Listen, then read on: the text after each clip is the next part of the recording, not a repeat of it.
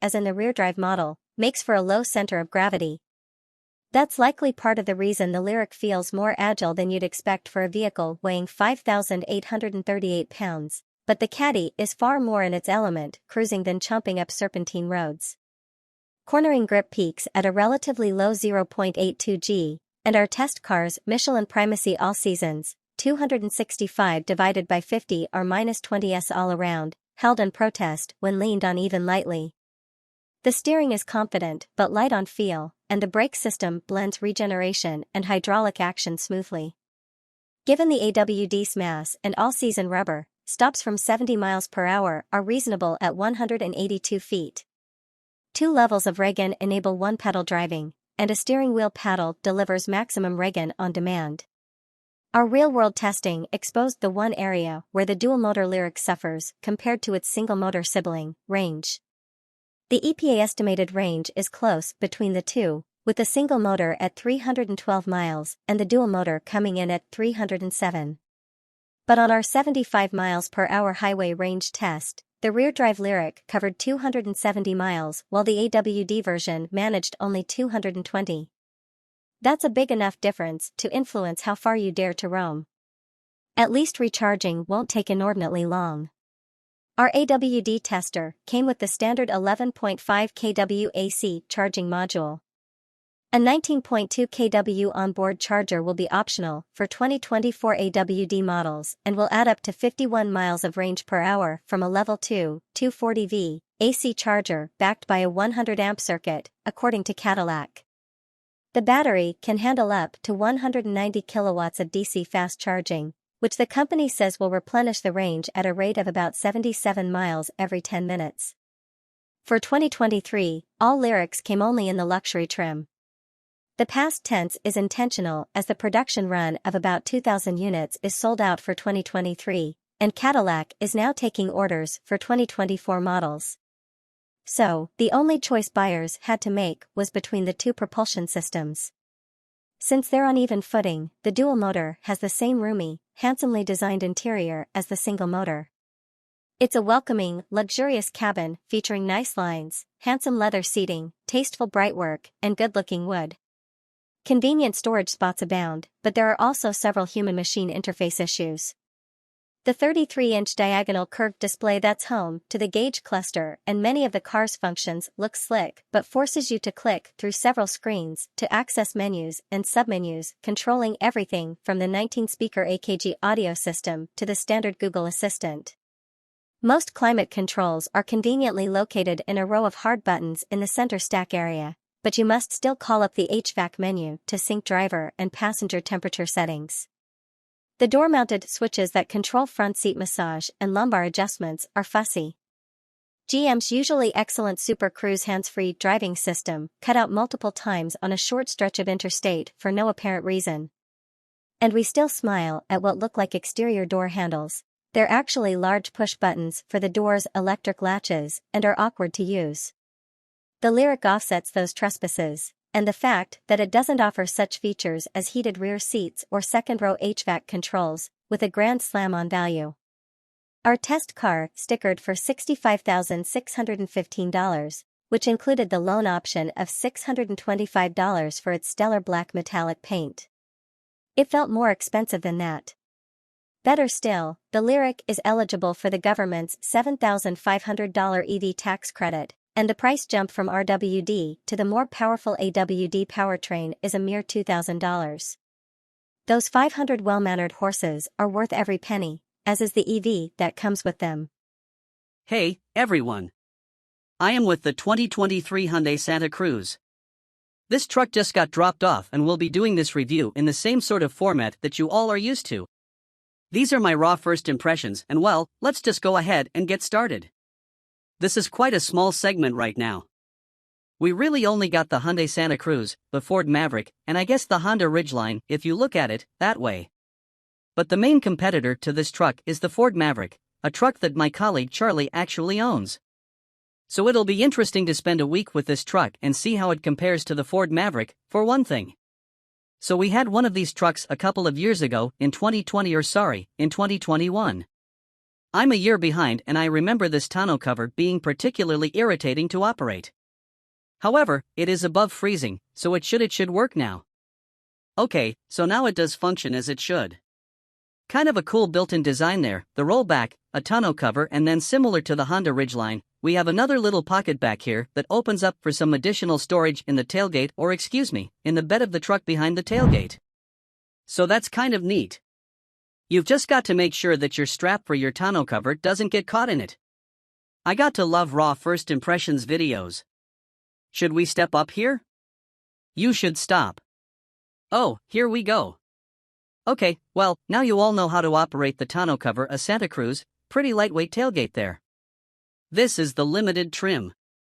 We've got a 2.5-liter turbo, 4-cylinder, we've got a DCT, we've got all-wheel drive. Overall, a pretty striking appearance here with the Santa Cruz. It's pretty similar to the Tucson, but some more rugged styling. As you can see here. We've got some more cladding with a little tiny Santa Cruz there right at the top, kind of neat jump in the back, and this seat is pushed all the way back.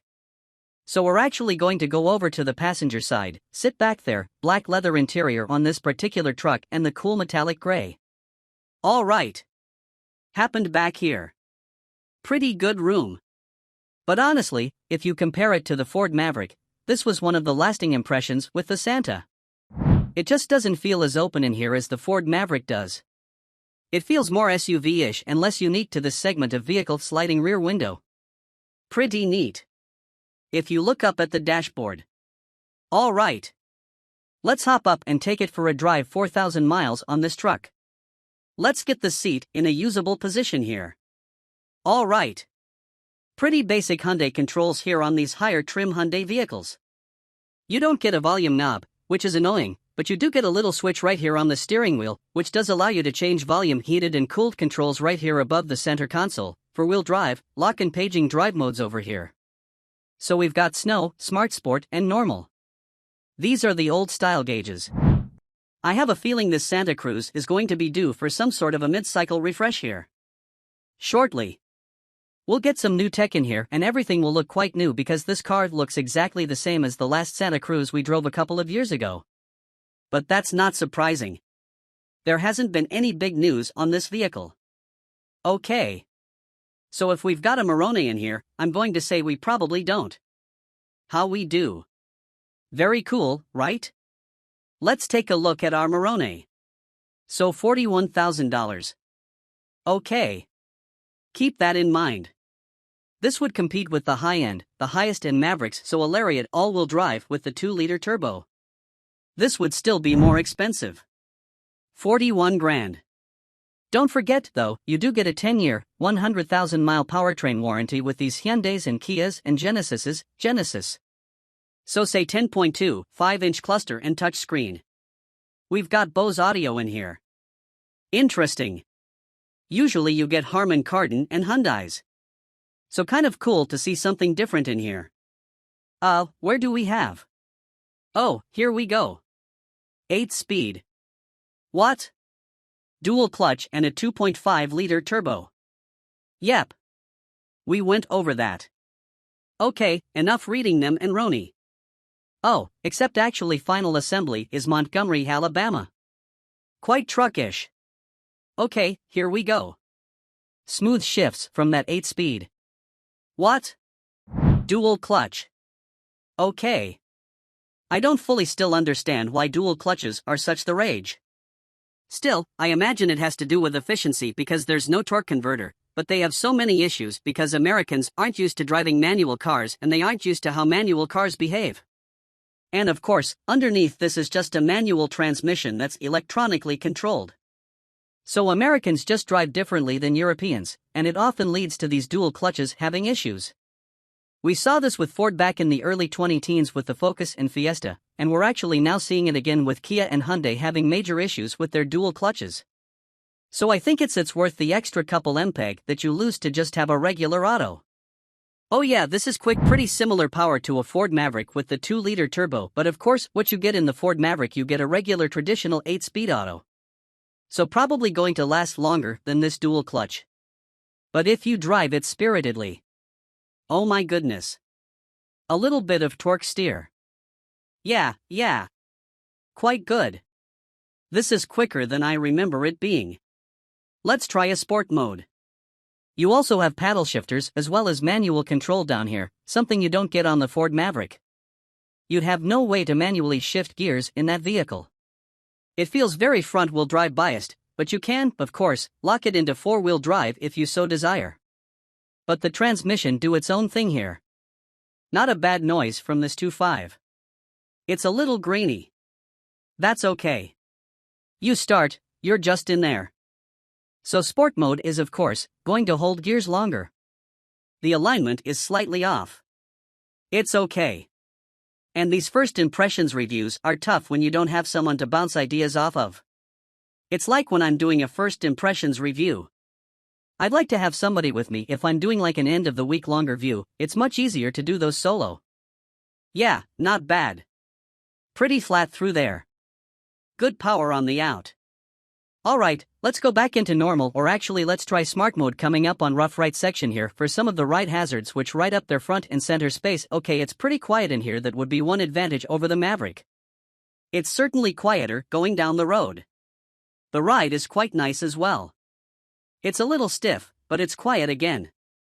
You don't really hear much road intrusion. Alright. So it's a 45. Yeah, quite nice over there. That is certainly where the Santa Cruz excels over the Maverick. You spend a little bit more money on equivalent Santa Cruzes, but they do feel higher end than the Maverick. I think overall, the Maverick is a cooler vehicle, but this certainly feels like a higher quality item. So there are certain people I'd recommend the Maverick to. There are certain people I'd recommend the Santa Cruz to, which is nice, having that segment available to more than just one type of buyer, even when there are really only two choices. But I guess we've got the Ridgeline, there's three. We've got the heart and the soul of the Subaru Baja. I guess what sort of started this trend that was like the El Camino back in the 50s. It's just because of the Australians, because they wanted to have car trucks. So then the Americans bounced off that with the El Camino. And then we also had the Subaru Baja. He fast forward all the way to the 2000s and then they kind of died off, and then now they're coming back again. So Honda rebooted it with the Ridgeline. So it's kind of neat. Well, I will be spending the week with this Hyundai Santa Cruz, and I will actually have Charlie at the end of it for the outro. And I think he will actually be able to spend about a day and a half. So you'll get impressions from both of us in about 10 seconds. On the wrap-up of the Santa Cruz Limited Turbo all-wheel drive, wrapping up our week with the Hyundai Santa Cruz, and Charlie actually spent a couple of days in it close all day. Yeah, it's a lot for me with press cars. That's right. Yeah. He was driving 5 other cars in California and doing other things this week, but I was able to spend a good amount of time with it and, top end and wrap up our week. You know what I did do with it? What did you do? Let me guess. You probably got something dirty. No. Oh, I parked it next to a Tucson. Oh, did you get a photo? I didn't know, but this looks better than the Tucson. Once a little more angry, a little more aggressive. The Tucson looks a lot more squished. Yeah. In the front. This looks kind of cool. I still think it's trying a little too hard, though. Oh, yeah. Did you notice that the tunnel cover does indeed work on this one? Oh, they've improved that. Yes or no? I think because it's warm out now. Sure. Quick as well. So this is a 23. You know what's irritating about this, and why are there metal shavings back here? There must be the tile cover falling apart. You think so? I can imagine. Well, you didn't put anything in here, did you know? Anyway, so you know what's irritating about this is you open this, the strap goes into it. Oh, no, that's it then. So then you have to walk around the side to pull the strap out of the way. And then close it, and then you have to walk back around. Yeah. Grab the strap. Pull shut. All right. Yeah. That's a lot. Right, well you're shutting it now, or we're driving. Taking a look in here because, we are Maverick for over a year now. I'm trying to think. First of all, this kills the usability of this bag. Yes. Think of all the things I've put in a Maverick and sent photos to you of couches, motorcycles. Well, those are many things. Great ways to start. I would not have been able to fit the motorcycles in here because they go up to the front of the bag. Yeah. And we lose like that's over a foot. Yeah. And then couches. Yeah. Same thing. I mean, I've really utilized the whole thing, and even these little bits take up usable. Yeah. They look cooler. They do look cool.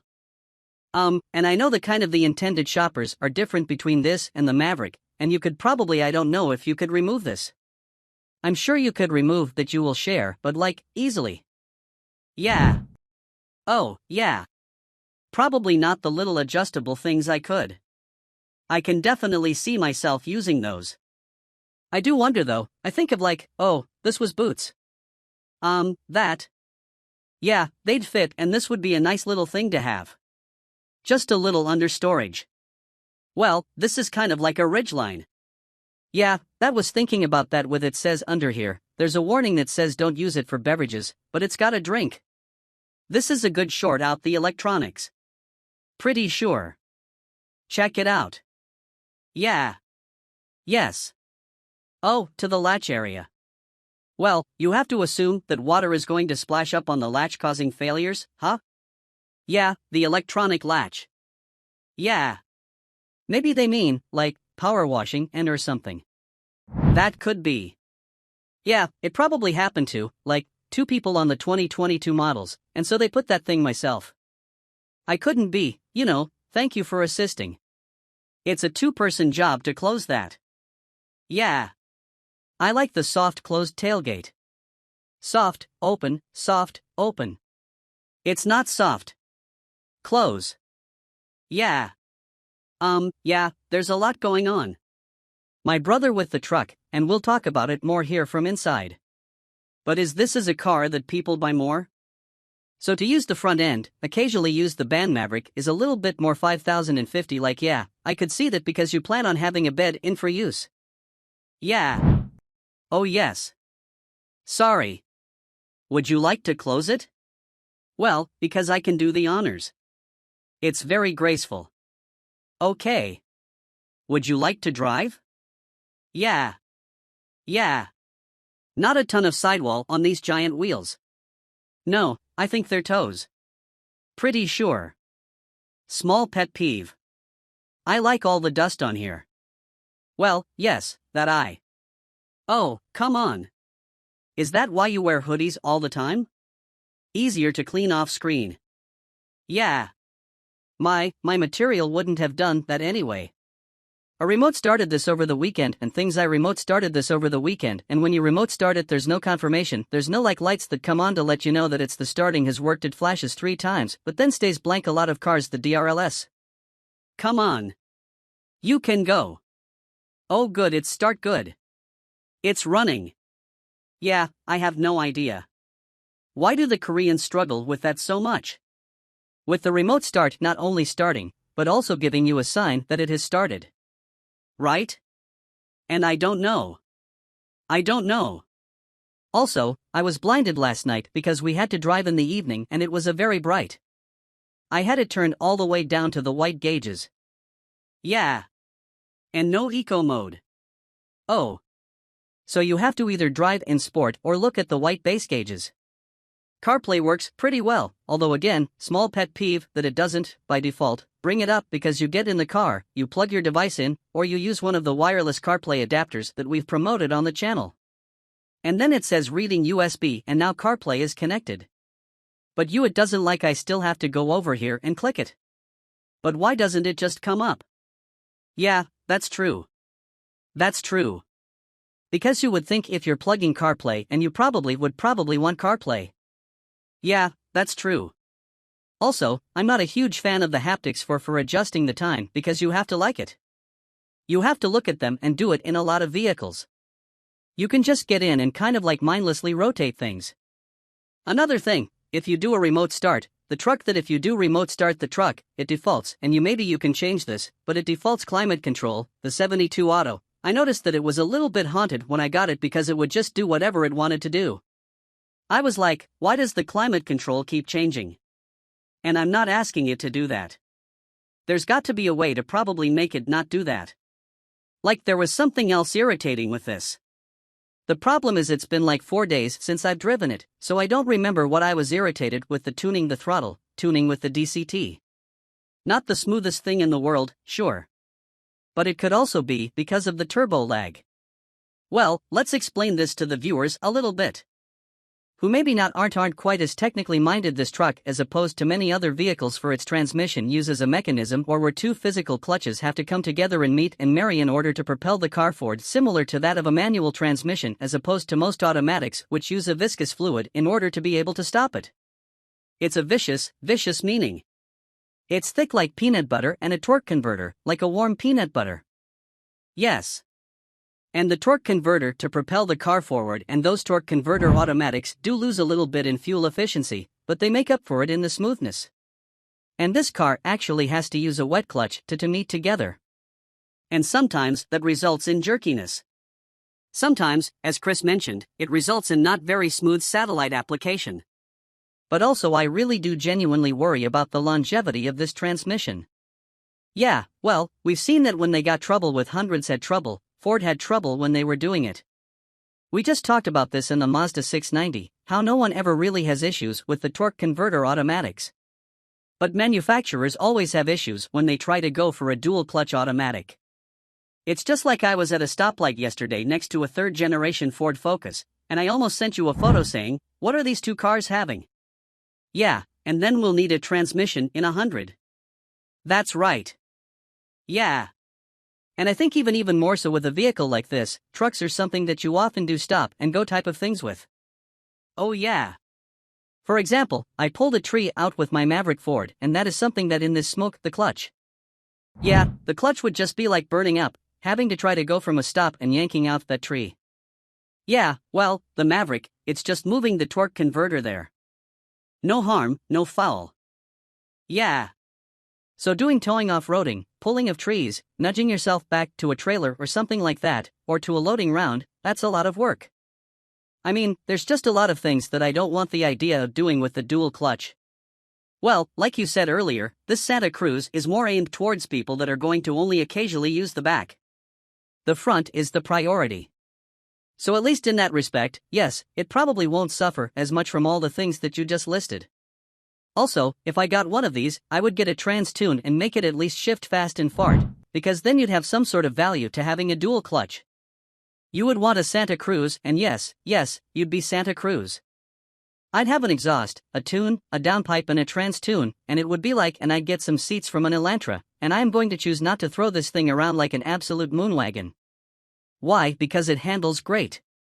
I believe you. But as we've discussed. Okay. And you're still going. Yeah, well, this is casual, but so it does drive this. I'm not going to throw it around, but most people aren't going to drive the truck. No. I do remember going on the first drive of this in Santa Cruz, and my goodness was I was thinking, why does Hyundai name all of their vehicles off after places like here over the two? It's kind of that Korean thing where like they're like, oh, well, what's a nice American thing? It's like, oh, let's just go through the list of like deserts. Santa Cruz, Santa Fe, Tucson, Telluride, Kona Palisade, may be a place. Palisade Mountains. Oh, yeah. So many. Yeah. What the Santa Cruz does really well is refinement. I will say being in here is a nice place to be. There's comforts, the ergonomics are really good. You can just kind of have your hand showing on this cool wheel. The shifter works well back and forth. This, even though somewhat of an annoying, it still gets the volume on the lower and lower trim cars I think you still get about. Yeah, unless this car like we're going to hit this at 45 and it's going to take it pretty darn well even with these bigger wheels. I would love to drive a more basic spec Santa Cruz because I feel like that would do better and a lot of truck sort of things. Well, that's quite common on that. There. The gauge cluster is a nice view. I think it looks like some here. Well, the steering is a good week. It's not too late to feel insignificant, but it's not too heavy to be cumbersome. Yeah, the way that I kind of put it in my intro is pretty much what you just said, where the advantage of this over the Maverick is. It does just feel like a step above in all trims, whereas you get the Maverick if you want to do more utility-style things. But this is something that you could really take on a long trip and use every day and be quite comfortable. Not to say that Maverick isn't. This is just next level because it's a little bit more expensive and the materials are a little bit nicer feeling. I think the Maverick is a more unique interior and more unique truck overall. Yeah, but no, I mean, the Maverick's not nearly as comfortable. Yeah, and a lot of people complain about the cheapness of the Maverick where it's not the case with this one. You know what? This does have roof rails. Maverick does not. Oh, interesting. Can you not add them to the Maverick? You can. You can. Yeah. This more has the heart of a Subaru Baja. Whereas the Maverick has the heart of a first-gen Ranger. Yeah. Yeah. Well, the other thing and furthering what you just said before we took our silly thumbnail, you know how the Honda Ridgeline is excellent, but very few people buy them. You're going to do a very Charlie sort of thing here. Testing out the ride undulation. Yeah. Again, you know how the Ridgeline is like the type of truck that we love. But not many people buy them. But the people who do buy them really do quite like them and it fits their life. Yes, I think this is the same concept for a smaller truck. Many more people are buying the Maverick. Anything that makes sense because the Maverick is a more practical body. But there's a narrower subset of more affluent buyers who will prefer this truck over the Maverick. And I do think fits them better. Yes. But I think there are fewer people who would be. But I think the Maverick is a great truck. And I know this is practically turning into another compare, which we've already done. Yeah, we have done the trucks, but I recommend the Maverick to people who might not even be interested in a truck just because it's so inexpensive. Not really the case. But this should be like, does your lifestyle fit A, B, C, and D? Okay, then I guess a Santa Cruz would be a good choice for you, right? Alright, dude, it's so quick and feels like it would keep up with my M Roadster. I was going to make that joke. Yeah, you're driving. Seriously, this would probably be true. Oh, it certainly would. From 0-60. Cause shifter. So blown out in the Roadster. You're searching for gears the whole time. But yeah, this is like impressive levels of torque. It's got over 300 pound-feet of torque. So, yeah. And you figured this powertrain is shared with the Sonata N-Line. So I would know about that car because I got a ticket in that car. Yeah, it's all-wheel drive. That's right. Yeah, I know. This is the most practical form of that powertrain because it's pretty unusable in the Sonata N-Line. It could just be whatever junky tires they put on that thing. Are you having fun with the console? You don't know. It just feels good. Take the racing line at this apex. I think you. I'm going to leave this part in as no, Charlie just said something offensive and I had to cut it out. It's objectively true. Okay? I didn't say anything bad about them. Okay, I'm going to beat this. People are going to say, you got 300 pound-feet of torque. Yeah, yeah. I feel like they put better tires on this and they did on that. This thing handled one race. Yeah, it's fun to drive. Yeah. I mean it's a good track. How much does it cost? Oh yeah. No, it's tricky. Yeah, that's not too much. Crazy. 42 people are spending a lot of money on cars. These days. Yeah. Would you have this or a Maverick Tremor Lariat? Hurt Tremor, Larry. Something like 37. I know. Yeah. So you'd have that because then you could also do all of your Charlie things with it. Yeah. We're going to have to use a different level. We'll go to this one. Yeah, I mean, I know there are a lot of people who, especially if you lease cars or whatever, it doesn't matter. But I would be genuinely concerned about owning this and doing the things I do with the dual clutch. Yeah, I really would be. So I'd get them every, the Tremor rides better. Yeah. This is a nicer place to be. I think I'd have this for uniqueness, 'cause you never really see these and it's just kind of a cool factor thing. And either way, you see Mavericks, though, you don't see Santa Cruz at all. I see these more when we're out west, right?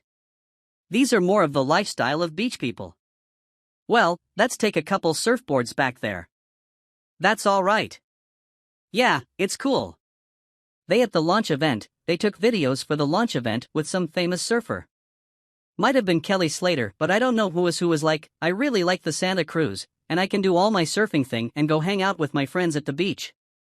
I'm like, okay, PR stuff.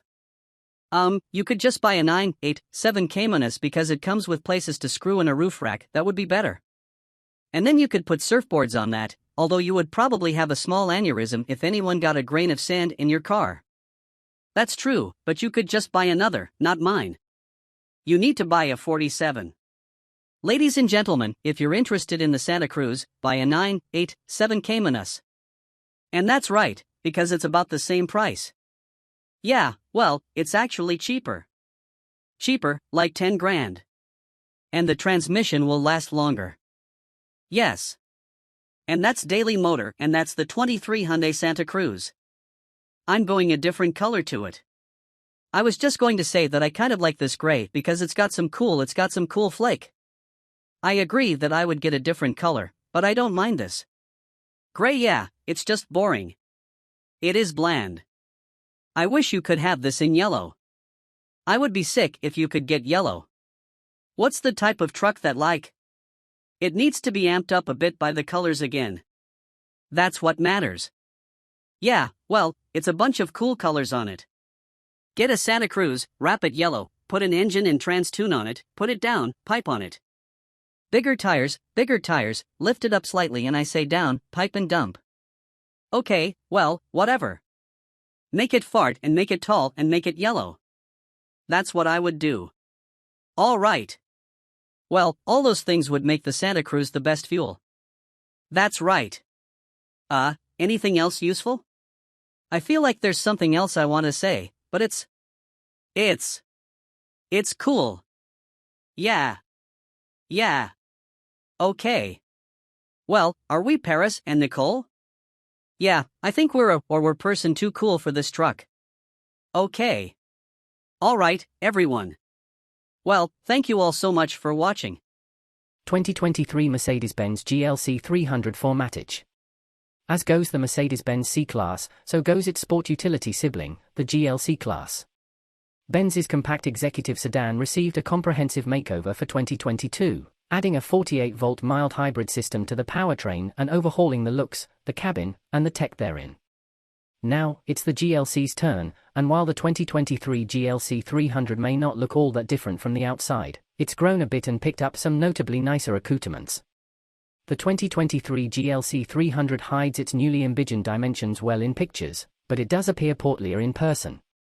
With the wheelbase unchanged at 113.1 inches, and length expanding 2.4 inches to 185.7 inches, all that growth goes right to overhang, an observation our bathroom mirrors are all too familiar with. Luggage capacity is up by nearly 3 cubic feet, to 22 total. Since the wheelbase is unchanged, it shouldn't come as a surprise that front and rear legroom change by just 0.1 inch, the front shorter, rear longer, and feel no different in the new model. A few other dimensions have been massaged to boost aerodynamic slip. The GLC 300's drag coefficient now measures 0.29, an improvement of 0.02 over the outgoing model. Overall height is down 1/10 of an inch, the front track grows by 0.3 inch, and the rear track is nearly a full inch wider than before.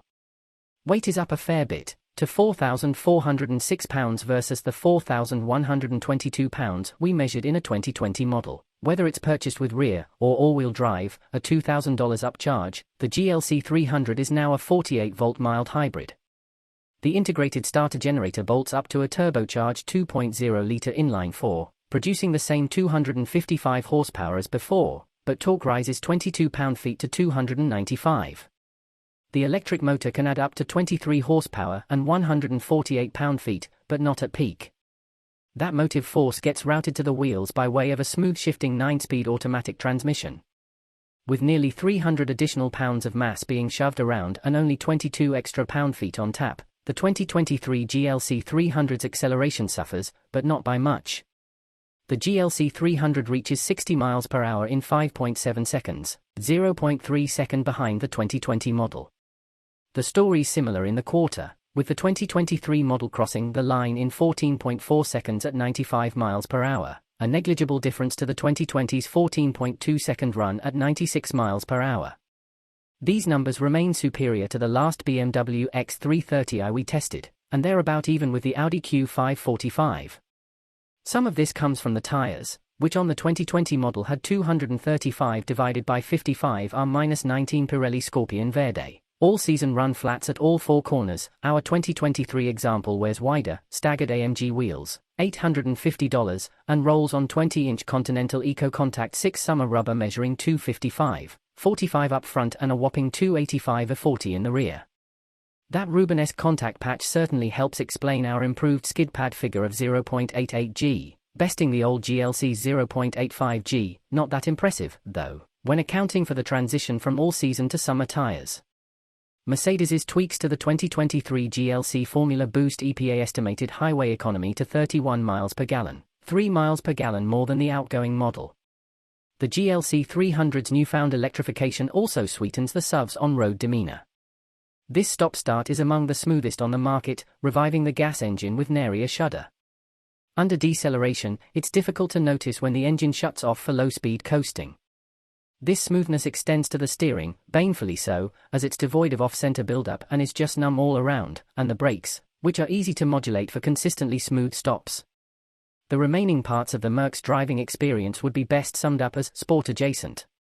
The GLC's standard adaptive dampers keep things nice and smooth over mildly uneven parts of the roadway, and body motions are well controlled, but more dramatic humps and bumps transfer a good bit of motion inside. If we were ordering our own GLC 300, we'd stick with the standard 18-inch wheels, with tires that have thicker sidewalls and should deliver a better ride on Michigan's Martian roadscape. Chuck the GLC into a corner and, sure, it'll lean more than a C-Class, but it stays well sorted and makes a good case for taking the long way back from school drop-off. The four-banger sounds pretty good when you give it the beans too. It's a damn shame about that steering considering how well sorted the rest of this car is. If your commute has more traffic lights than curves, you're in luck, because now you can appreciate just how much better the GLC 300's interior is. The waterfall-like center console shape remains, but the rest has been revamped to match the style found in other Mercedes vehicles, and it works well. Our sample GLC's dashboard was covered in natural grain blackwood with aluminum strips, $200. The steering wheel has been upgraded with a sharper design, but fans of physical buttons will find very few anywhere inside, a point of occasional frustration, as the capacitive directional pads on the steering wheel spokes are way too easy to activate by accident. The panoramic roof, $1,500, features a thinner cross strut too, not that anyone would notice. Do you love screens? Well, the GLC is a modern Mercedes, so you'd better. The old model's deep-gauge binnacle has been trashed in favor of a 12.3-inch display with multiple layouts, and the capability to display a full navigation map. The 11.9-inch standard center touchscreen runs the latest iteration of MBUX infotainment software, which is responsive, sufficiently easy to navigate, and includes wireless smartphone mirroring. The center display will pick up and reflect greasy fingerprints like nobody's business, so take your preschool instruction to heart and wash your hands often. While the GLC 300 4MATIC's $50,250 base price is in line with the segment, things can get expensive in a hurry. We're staring down an as-tested price of $65,950. Some of that comes from the top Pinnacle trim's $4,450 price bump, but standalone options sure aren't cheap either. More aggressive AMG line styling will set you back $3,450. Although the night package's blacked-out trim only adds $200 to the bottom line. The driver assistance package contains all the usual active and passive driver aids for an extra $1,950. Even this specific shade of cardinal red metallic is a hefty $1,750. Despite the bit of sticker shock, the 2023 Mercedes-Benz GLC 300 4MATIC is a strong contender in the Entralux department. Its cabin is vastly improved over its predecessors, while its new hybrid components add a dollop of smoothness to around-town duties. Yet it still can let loose and have a little fun, even with the extra junk in the trunk. Cars are Andrew Croc's jam, along with Boysenberry. After graduating with a degree in English from the University of Illinois at Urbana-Champaign in 2009, Andrew cut his teeth writing freelance magazine features, and now he has a decade of full-time review experience under his belt. A Chicagoan by birth, he has been a Detroit resident since 2015. Maybe one day he'll do something about that half-finished engineering degree. 2024 Lamborghini Huracan Starato exits in a cloud of dust. Off-roading in a Lamborghini Huracan isn't anything new to us. We've mowed the lawn at triple-digit speeds through Virginia International Raceway's daunting uphill S's. On another occasion, we ended up behind the guardrail and in the woods of VIR's Patriot course. Don't ask. Those excursions occurred involuntarily. The thought of willingly exiting the tarmac and throwing a Huracan into the dirt is insane. But nothing about the dual-purpose Lamborghini Huracan Starato is rational. What makes the Huracan Starato special? Just look at the thing's bulging fenders, the rally-inspired light pods grafted onto its angular nose, the roof-mounted snorkel and optional luggage rack, and the oddest-looking tires to be fitted to a Huracan.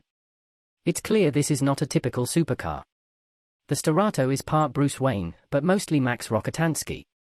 A little touch of class but all badass, this is the first Lamborghini since the LM002 to wear dirt well. The Starato isn't a byproduct of Porsche transforming the 911 into an off-road buggy with the Dakar. Lamborghini's concept dates back to 2017, when the engineering team, hot on the heels of working on the Urus, realized there was more left in the LP610-4 all-wheel drive platform. Why not fit it with longer electronically controlled dampers and softer springs to provide 1.7 inches more ground clearance than the Evo and softer anti-roll bars to enable more articulation? If you build it, they will come. And they came in droves. The Starato became instantly popular before anyone had driven one. The number that Lamborghini would produce increased again and again, finally reaching 1499, all quickly spoken for despite a $278,972 sticker. It was the end of the Huracan's journey. As in all Hurans that came before it, the heart and soul of the Starato remains the enthralling 5.2-litre V10, which has a furious soundtrack as 10 pistons pump and 40 titanium valves suck and blow air. In the Starato, the V10 generates 602 horsepower, down 29 horses from the same engine in the previous STO and Technica variants. Until now, Hurans have drawn air into the intakes from openings ahead of the rear wheels. To no surprise, when you're kicking up dust and dirt, low air intakes are a terrible idea. Lamborghini's fix is the rooftop snorkel, previously used on the STO to move air through the engine bay and here serving as the Starato's windpipe. Its flow path is more restrictive, resulting in the reduction of horsepower. Driving the Huracan Starato. Sure, the Starato has enhanced approach, breakover, and departure angles, but none of that matters much at Chuckwalla Valley Raceway. The off-road wedge obliterates the front straight. Stand on the firm, if a bit sensitive, brake pedal that modulates the standard carbon ceramic brakes, and the Starato, fitted with Bridgestone all-terrain tires, more on those later, twerks its way into Turn 1. The tires beg for mercy under load exiting Turn 3, and Sport mode allows a copious amount of sideways playfulness. On this day, we'll ignore turning down into Turn 4 and instead flip the steering wheel toggle to rally mode and drive off into the sun-baked desert.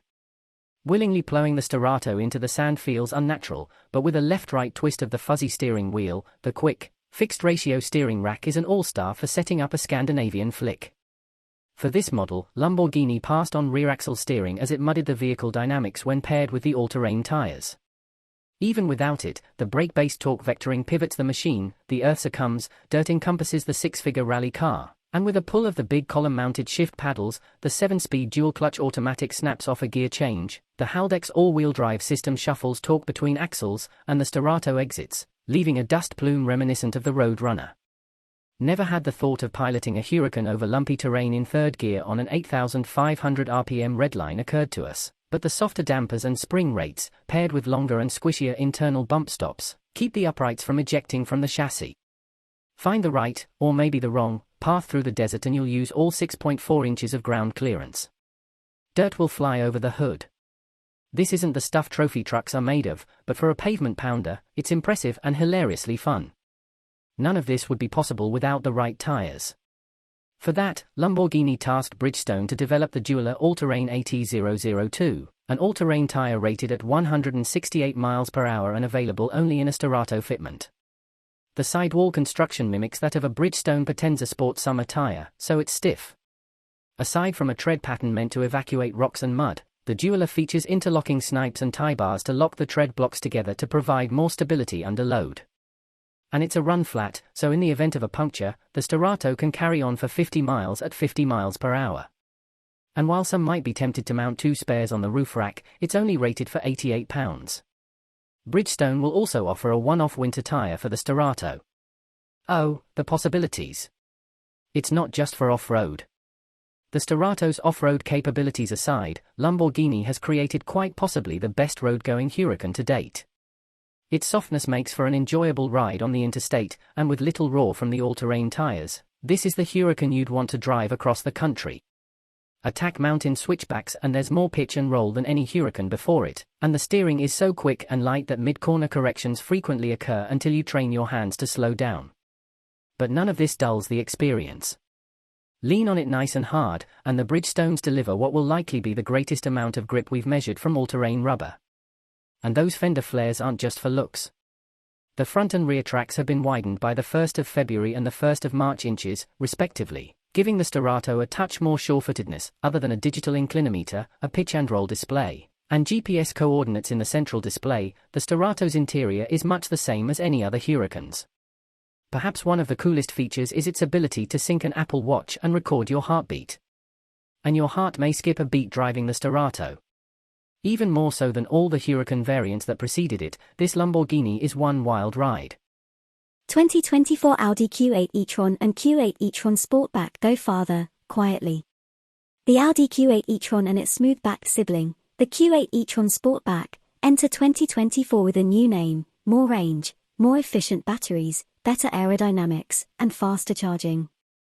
The mechanical changes address customer concerns about range and performance, while the name change, from just plain e-tron to Q8 e-tron, is to give buyers a better sense of where the big two-row SUV sits in the brand's lineup of EV and ICE offerings.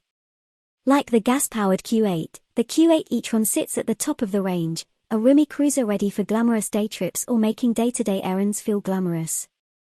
The base model starts at $75,595, and the Sportback Launch Edition we drove, with the dark chrome S-line trim and orange-piped leather interior, rings in at $95,395 with options. Q8 e-tron range and charging times. The dark chrome and orange details are hints that the Q8 e-tron is a luxury SUV with a touch of sporty flair. It gets a bit more flair for 2024 with both a redesigned grille and headlights that highlight its slightly wider body. The styling changes also reduce drag, achieved through new wheel designs, shutters in the nose that can open for cooling and close for smooth sailing, and bodywork around the wheel wells that channels the wind.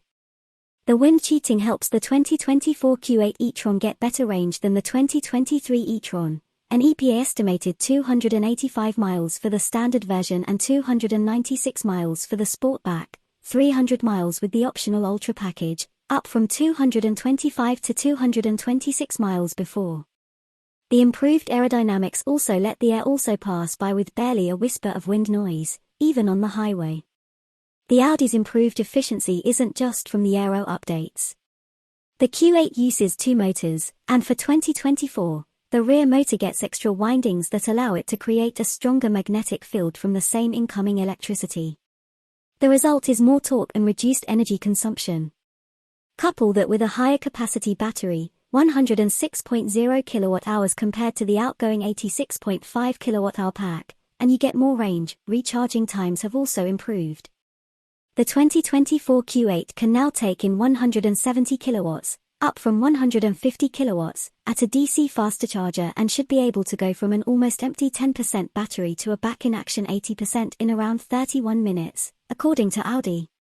For Level 2 home charging, the standard 9.6 kilowatt charger will refill the battery overnight, in about 13 hours, while an optional 19.2 kilowatt setup, an $1,850 upgrade, can do it in half that time, driving the Q8 e-tron. We have to admit we weren't doing charging math while behind the wheel of the Q8 e-tron. In fact, we were somewhat startled to look down after a glorious run through the dappled light of a Northern California redwood forest and realize we had about 40 miles of range left. It's easy to lose track of how far you've gone because the Q8 is so pleasant to drive. It's quick, with a combined 402 horses from its two motors, but not neck-snappingly so.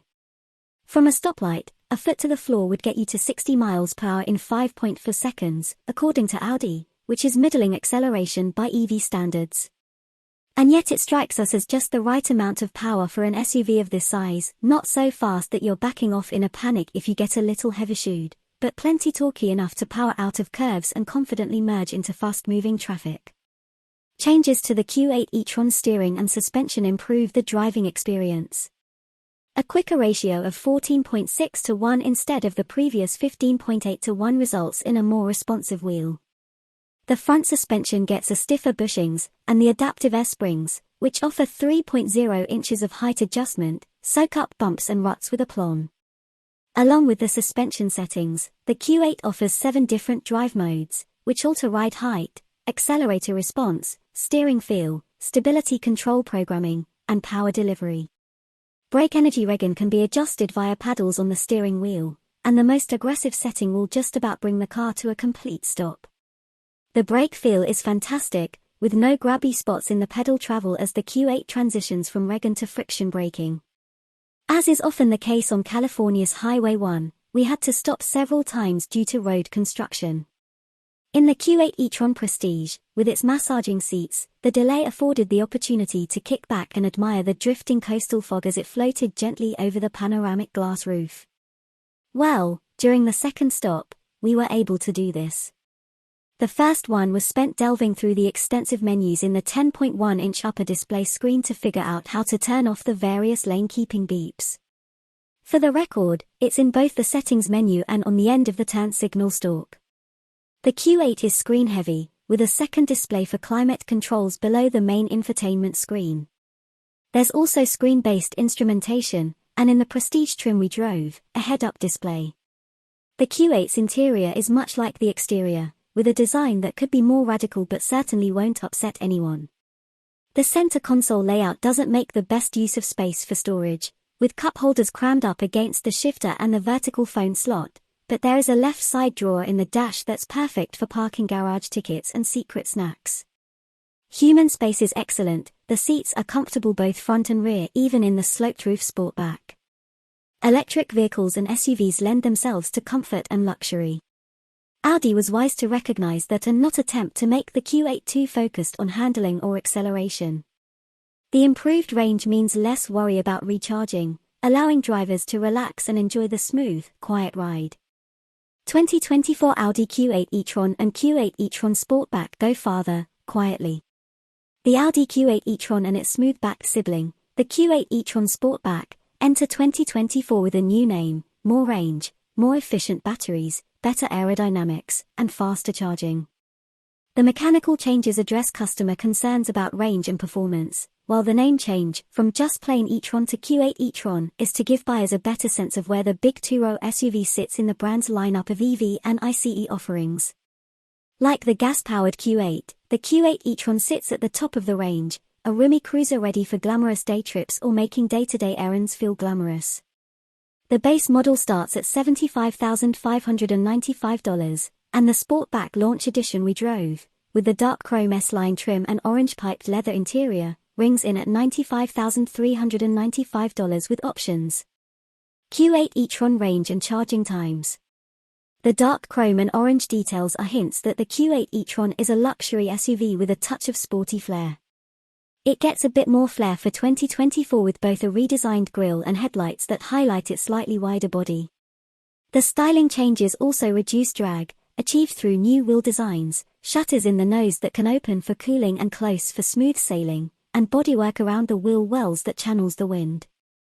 The wind cheating helps the 2024 Q8 e-tron get better range than the 2023 e-tron. An EPA estimated 285 miles for the standard version and 296 miles for the Sportback, 300 miles with the optional Ultra package, up from 225 to 226 miles before. The improved aerodynamics also let the air also pass by with barely a whisper of wind noise, even on the highway. The Audi's improved efficiency isn't just from the aero updates. The Q8 uses two motors, and for 2024, the rear motor gets extra windings that allow it to create a stronger magnetic field from the same incoming electricity. The result is more torque and reduced energy consumption. Couple that with a higher capacity battery, 106.0 kWh compared to the outgoing 86.5 kWh pack, and you get more range. Recharging times have also improved. The 2024 Q8 can now take in 170 kilowatts, up from 150 kilowatts, at a DC faster charger and should be able to go from an almost empty 10% battery to a back-in-action 80% in around 31 minutes, according to Audi. For Level 2 home charging, the standard 9.6 kilowatt charger will refill the battery overnight, in about 13 hours, while an optional 19.2 kilowatt setup, an $1,850 upgrade, can do it in half that time, driving the Q8 e-tron. We have to admit we weren't doing charging math while behind the wheel of the Q8 e-tron.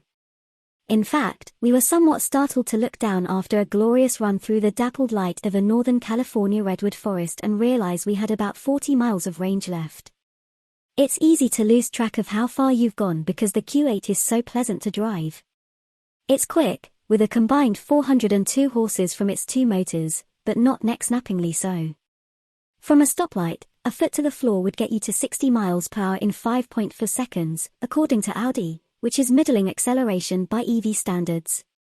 And yet it strikes us as just the right amount of power for an SUV of this size, not so fast that you're backing off in a panic if you get a little heavy-shoed, but plenty torquey enough to power out of curves and confidently merge into fast-moving traffic. Changes to the Q8 e-tron steering and suspension improve the driving experience. A quicker ratio of 14.6 to 1 instead of the previous 15.8 to 1 results in a more responsive wheel. The front suspension gets a stiffer bushings, and the adaptive air springs, which offer 3.0 inches of height adjustment, soak up bumps and ruts with aplomb. Along with the suspension settings, the Q8 offers 7 different drive modes, which alter ride height, accelerator response, steering feel, stability control programming, and power delivery. Brake energy regen can be adjusted via paddles on the steering wheel, and the most aggressive setting will just about bring the car to a complete stop. The brake feel is fantastic, with no grabby spots in the pedal travel as the Q8 transitions from regen to friction braking. As is often the case on California's Highway 1, we had to stop several times due to road construction. In the Q8 e-tron Prestige, with its massaging seats, the delay afforded the opportunity to kick back and admire the drifting coastal fog as it floated gently over the panoramic glass roof. Well, during the second stop, we were able to do this. The first one was spent delving through the extensive menus in the 10.1-inch upper display screen to figure out how to turn off the various lane-keeping beeps. For the record, it's in both the settings menu and on the end of the turn signal stalk. The Q8 is screen-heavy, with a second display for climate controls below the main infotainment screen. There's also screen-based instrumentation, and in the Prestige trim we drove, a head-up display. The Q8's interior is much like the exterior, with a design that could be more radical but certainly won't upset anyone. The center console layout doesn't make the best use of space for storage, with cup holders crammed up against the shifter and the vertical phone slot, but there is a left side drawer in the dash that's perfect for parking garage tickets and secret snacks. Human space is excellent, the seats are comfortable both front and rear even in the sloped roof Sportback. Electric vehicles and SUVs lend themselves to comfort and luxury. Audi was wise to recognize that and not attempt to make the Q8 too focused on handling or acceleration. The improved range means less worry about recharging, allowing drivers to relax and enjoy the smooth, quiet ride. Beneath the purple skin specific to this commemorative edition 50 jar that celebrates a half-century of BMW's M division, and shared by all M3 competition models, is a stonking 503 horsepower twin-turbo 3.0-litre inline-six. With launch control engaged and the boost holding above 15.0 psi, the quickest ever 3 Series leaps to 30 miles per hour in 1 second. The scoot to 60 miles per hour takes 2.8 seconds, and the quarter-mile passes in 11.0 seconds at 124 miles per hour. All-wheel drive comes standard on the Edition 50 jar and can be had on any other M3 comp for $4,000. It adds roughly 150 pounds to the curb weight, but the additional traction helps the 50 jar clobber its rear drive counterpart by 0.7 and 0.6 second in the 60 miles per hour and quarter-mile drags, respectively. The beauty of the competition's X-Drive mode is that it offers the best of both worlds: all-wheel drive for supercar-grade acceleration and decoupling of the front axle to enable a rear-drive mode for power oversteer shenanigans. Moving away from the world of dynamic insanity, when the drive modes are left in their softest comfort settings, the M3 Competition X-Drive is a livable place for daily consumption. The sharpest impacts reverberate up forged 19-inch front and 20-inch rear wheels and through the $4,500 carbon fiber buckets. The super supportive seats are somewhat tricky to enter and exit yet provide a surprising amount of comfort. As with all 2023 3 Series, the M3's interior is treated to BMW's curved display that incorporates a 12.3-inch digital instrument cluster and a 14.9-inch touchscreen infotainment system. The iDrive 8 operating system replaces most of the physical buttons for the HVAC and radio controls with a not-so-intuitive infotainment menu structure. Fortunately, iDrive 8.5 rolls out this summer, and BMW promises to solve these teething issues by improving the layout. Perhaps the fact that this 5-seat sleeper returned 27 miles per gallon on our 75 miles per hour fuel economy test is enough to forgive iDrive's shortcomings. More on the BMW M3 starting at $83,595, the M3 Competition X-Drive delivers astounding performance for the money. The Edition 50 jar comes standard with a carbon fiber splitter and decklid spoiler, titanium tailpipes trimmed with carbon fiber, M Sport seats, a 50 jar specific carry-on suitcase, the executive and parking assist packages, adaptive LED headlights with laser light, wireless device charging, and M Shadowline trim, swelling the Windows sticker to $96,695. The only extra cost options are the aforementioned carbon fiber seats and carbon ceramic brakes. But its time at the top of the 3 Series hierarchy will be limited. The lighter 2024 cubic meters CS with an extra 40 horses and Michelin Pilot Sport Cup 2 tires arrives in the second half of this year. Whether the CS's $36,100 upcharge is an economically sound decision remains unknown, but it'll certainly contest the throne.